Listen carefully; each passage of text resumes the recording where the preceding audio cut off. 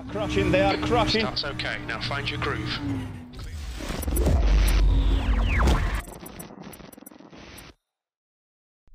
Hello and welcome to my iRacing channel, and this week is week 13. So it's the off season basically, whilst iRacing get all the updates underway and hopefully we get some nice new enhancements. But this week, like I say, it's a little bit of downtime, a little bit of fun. So one of the new introductions is GT3 Challenge. So it's a 15-minute race, a fixed setup race, much like the Ferrari fixed, but it's all of the GT3 cars. So we've chosen to take out the Audi R8 LMS, which is going to be our car of choice for the upcoming season. And today, because the tracks change every single day, is Wakins Glen. So let's get out on track and see how we do. See if we can avoid the usual fixed Ferrari expectations. Come on, let's get it on. Here we go then. Let's see how this compares to the fixed Ferrari. This is GT3 Challenge. It's week 13. Okay, Rob, get ready. Let's get it on. Go, go, go. 15 minutes left. Oh my word. Swapping, changing places with 3 wide. Let's just brake, get out of here. Right side. There's not a lot of room to move anywhere here. Clear left. Car right. Cars all over the place. Let's get it on the inside. Car right. Yep, got the guy. Just clipped me, but let's ignore him. Oh, they are crashing, they are crashing. That's okay, now find your groove. Clear left. No, we're off, we're dead. We're dead. Oh, that's a bit sad. Well, that's basically exactly like a fixed Ferrari. Yellow flag, keep your wits about you, mate. Clear left. Oh my word, there's bits of cars all over the place. And of course it's week 13 as well, so people pretty much don't care about the safety. They know they're not going to damage the safety rating or the I rating. So a lot of cars getting wrote off really early on there, unfortunately. Go on. Alright, right side's clear. Right, let's see what we can recover from this, because it's a good learning week as well as week 13. Especially now they've stuck this in, it means we get a week's worth of practice or thereabouts, as much as we can possibly fit in with the Audi R8. As if it's not damaged already. So we didn't bother putting a qualifying lap in, simply because I've done that many fixed Ferraris that I know what's going to happen, and it did. So never mind, let's just get on. Like I say, week 13, doesn't really matter about the result. It's a case of just enjoying ourselves, getting around. But only a 15-minute race. See how we get on for the rest of it. Oh. Tricky. The car ahead's pitting. So this is it, Audi R8 we're in as well. Not done any practice, basically saw that this is a new thing on week 13. I've dove straight in. This doesn't handle anything like what the Ferrari 480 does. I know it's a tricky car, it's my chosen car for the new season, so let's just get to grips with it. It just seems to sit right on the limit every single time. It likes to be driven rough, likes to be driven fast. Anything less than that seems to be off track. And of course, driving fast has its issues as well.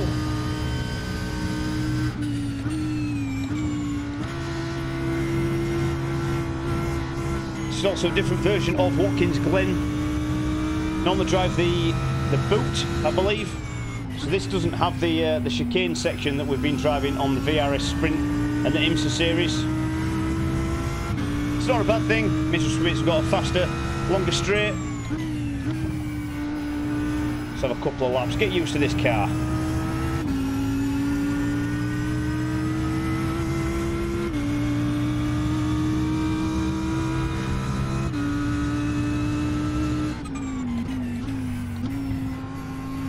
So yeah, I'm not entirely surprised at the start of this race. The leader has just done a 146.20. Went like that.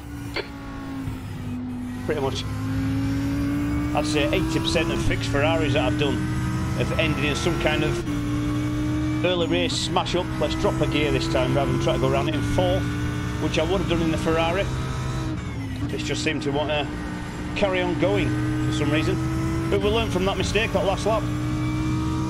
Up in at P12, which means most of the cars have crashed. Excellent. That lap time was 148.25. Ooh, likes to go real wide. So I believe this GT3 Challenge is the new series that will be replacing fixed Ferrari 15-minute GT3 race.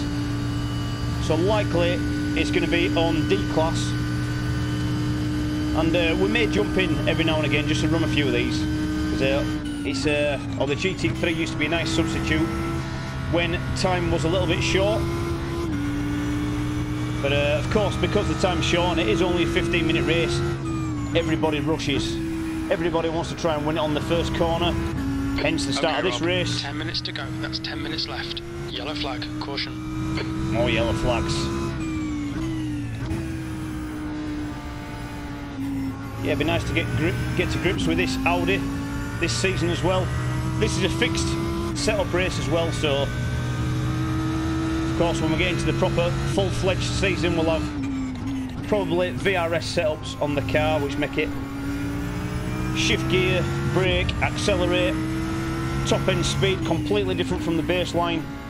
But at least this is going to give us a bit of an idea of how the car handles and a little bit more of what to expect for that upcoming season. Up fourth gear, drop it to third for this, like I just said before. Sling it round there. Excellent.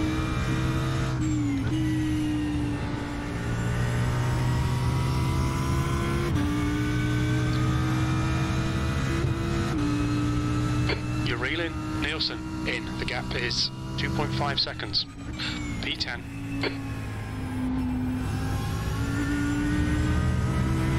So most of the pack have got away from us because, well, we were involved in the big smash at the start. Damage could have been a lot worse. Be nice to see that back. Probably on a replay. We won't do too much replay on this because Rob, the next car is Nielsen. Because it is week 13. It's a race that doesn't really matter, and I'm hoping to maybe try and do a race an evening, if at all possible, but of course I've then got to edit the footage and try and get it up as well, so I don't want to do too much recording or capturing of incidents. This guy's losing it. Where's he going to bounce back? Oh, let's get around him. Clear left.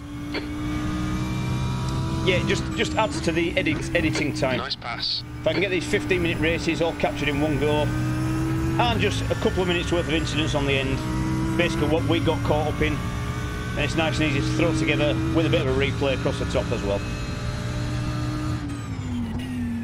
It gets more the VRS IMSA 45-minute races that I try to trim down to sub 30 minutes once I've got the intro, outros and incidents in as well. I try not to go over 30 minutes if I can. But of course, if you think it'd be better to put the entire races up, please do let me know in the comments as well. Loading the full thing would be easier for me to edit. Obviously, I'm trying to give people a bit more of a highlighted race than absolutely everything just thrown into one. The gap to Nielsen behind is increasing. It's now 1.3. P9. So what we do get when we have 40+ minute races is a lot of quiet laps. I might end up running for 5 minutes in the same position with no other cars visible if we're in a bit of a quiet spot of the race. That's the stuff I'm trying to trim out and clip out. So, but like I say, let me know in the comments. Do you want to see full race footage? Because you feel like you might be missing out on a little bit, or you're quite happy to have the highlighted, trimmed down stuff. Either way, I'm happy to provide. Because I bloody love it.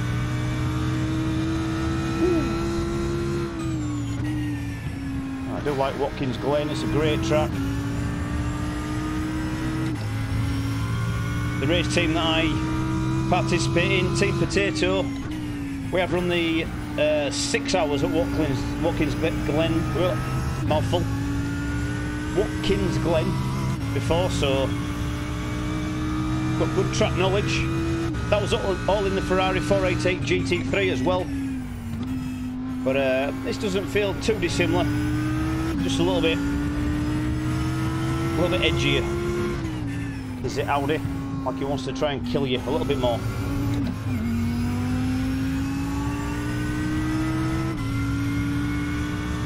In fact, we're daydreaming a little bit because we've got no traffic around us. We're not exactly putting in record lap times, but we know what my lap times are.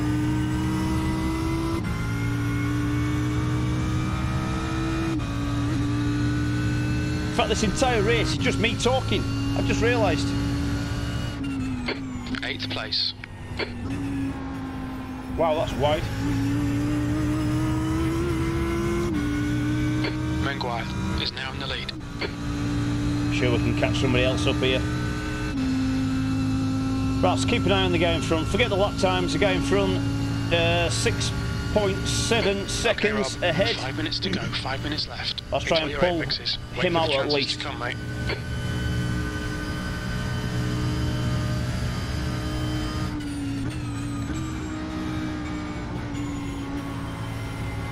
Get some delta on as well. So our best at the moment is a 148.2. Sure, there's a lot more in the tank than that. I say, not run any practice on this. Literally just jumped in. Thought, oh, that looks fun. Wakins Glen GT3 Challenge. We'll have a bit of that. The gap to Nielsen behind is increasing. It's now 5.0 seconds. Doesn't matter about safety or iRacing, so why not? Even if it goes bad, and it already has done, we might as well just jump in and try and enjoy ourselves.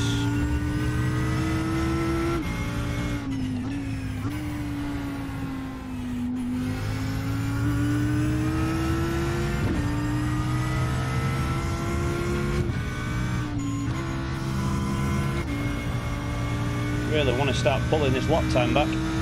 Is there a problem with 15-minute racing as well? Not a lot of time to pull it back if you do make a mistake or you do start dropping behind.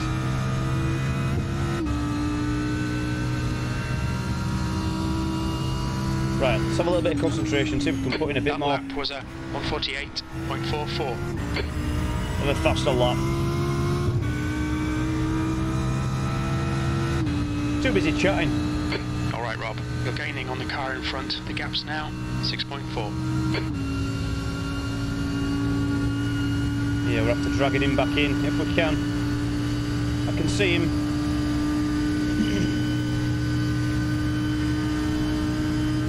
Would have been nice to go wheel to wheel with a few more cars here, but we're just racing with what we're being given after that first opening lap. Highly predictable. Nevertheless, at least we're still running.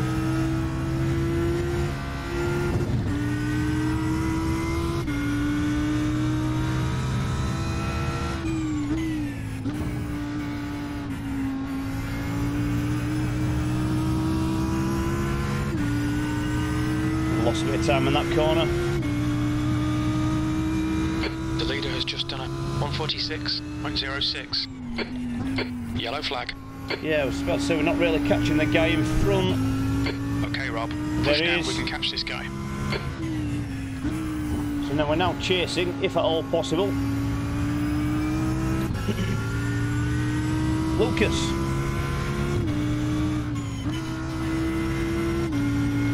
This is the thing with iRacing as well. 2 minutes to go, 2 minutes. You can be down, you can be running slower laps than the guys in front and still make places up, because consistency, I think, is key to getting positive iRacing results. B7, that lap was a 148.11. That's good consistency, keep it up.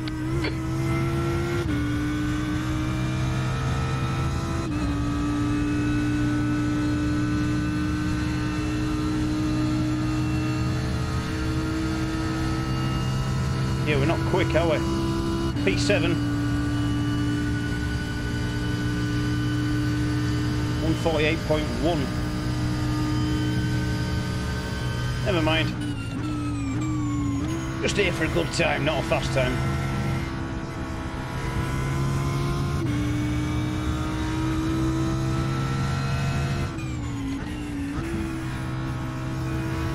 I hope we'll see that throughout the week we start to master this Audi R8 as well. We get to the end of the week and we're like, wow, Rob, you're so good in that Audi. Like, yeah, I drive it all the time, every day. As opposed to what we've done this last season, which is jumped in it every other week, maybe 2 or 3 times. Whoops. Had a bit of a play with the BMW M4 GT3, the Lamborghini Huracan, Ferrari 488 GT3. Oh, just had to go with everything. Right, car whore. You've got half your fuel left. I think if you're going to be any good with one car, you should probably just commit to that car. And we certainly didn't do it this season with any at all. But we do intend to this season. One more lap to go. Your lap time was at 148.18. You're a second off the pace in Sector 3. It's fine. See, a P7 in an actual GT3 Challenge race, I'd take that, because that'll equal positive iRacing. Anything normally in the top 10, I think, on the GT3 fixed Ferrari would have been positive.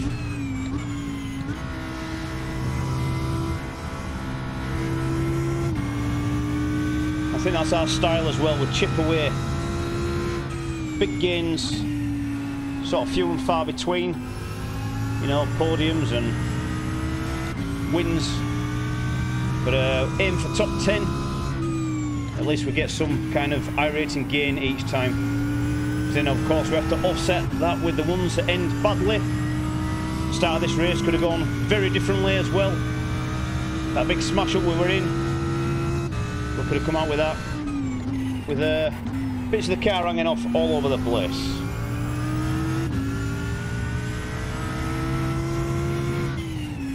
Makes you wonder how much smoother and cleaner I'd be if I just didn't talk solidly for 15 minutes. Never mind. I'm here to entertain. Well, it's almost like a solo practice session, is this? So I do apologise. Whoa! And that's it. Across the line. That's 2 minutes left. 2 minutes. For a P7 on our first GT3 Challenge with the Audi R8. 7th position. There's the finish. Well done. Ooh, okay. Right. Not very eventful other than the first lap. But let's go and take a look at that incident anyway. Okay, so start of the race. It was never going to end well, wasn't this? There were so many cars, 3 wide, all over the place. Tight. I'm surprised we didn't get wiped out here, if I'm honest. Don't think there's any point pausing this. It was all action around this corner. Bumper to bumper, and then up ahead. Oh, that guy trying to slide it down the side. Up ahead, we'd seen the carnage. We put the brakes on. We tried to drive around it, through it. Unfortunately, couldn't avoid the cars bouncing back on track. Bit of a spin, and they see the back wing as well. That'll explain why we also were doing poor lap times.